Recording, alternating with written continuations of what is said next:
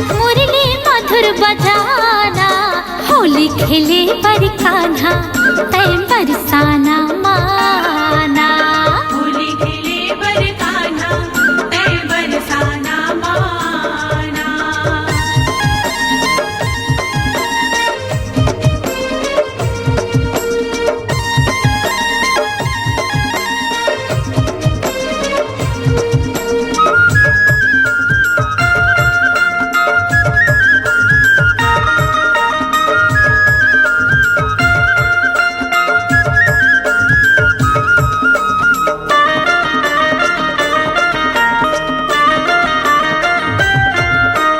रंग गुलाल के आए महीना, रंग गुलाल के आए महीना। पूर्व न चैन आए कहीं ना। दूर बिन चैन आए कहीं ना।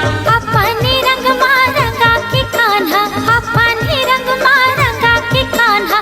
मोला छने भुला बेना। होली खेले बर कान्हा तय बरसाना माना।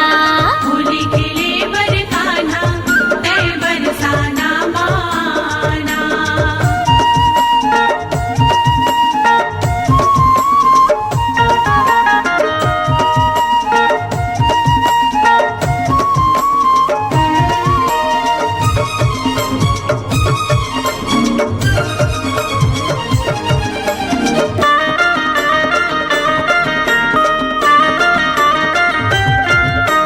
सब सखी मिलजुल के आए, सबो सखी मिलजुल के आए। कन्हैया तोला रंग लगाए।